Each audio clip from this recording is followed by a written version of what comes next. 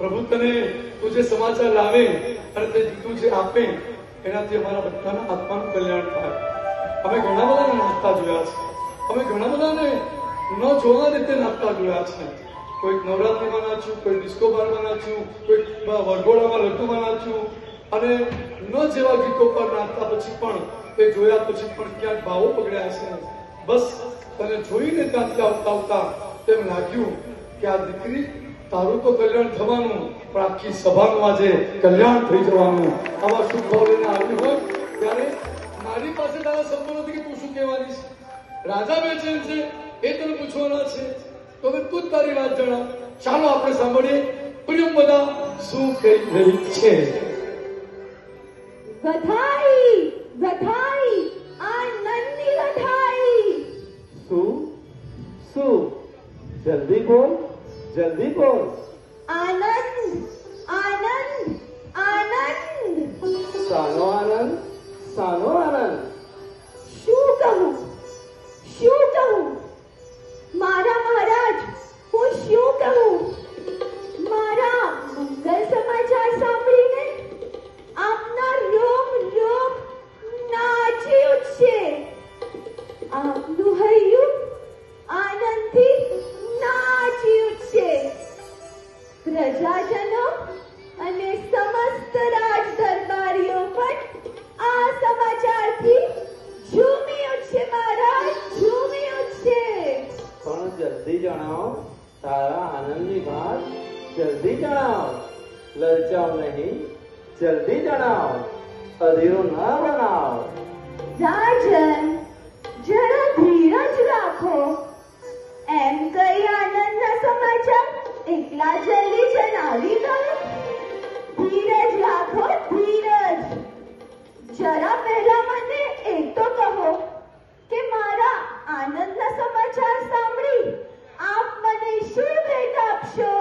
અરે પ્રિયંવદા, તને એટલું દાન આપીશ કે તારી 7 પેઢી સુધી ખૂટશે નહીં.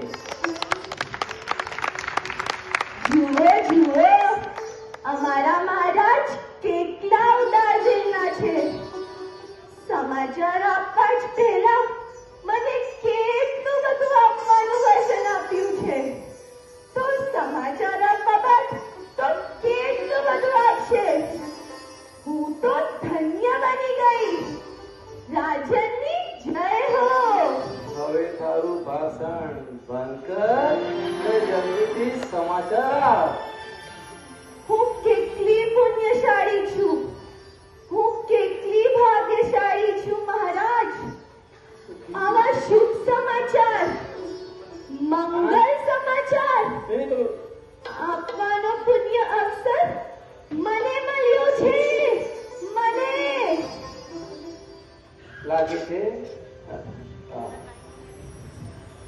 લાગે છે પ્રિયમવદા એમ કઈ માને એમ લાગતું નથી.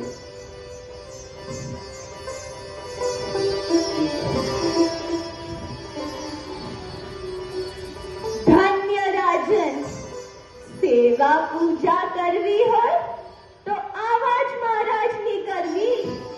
માલા માલ થઈ જશો, માલા માલ.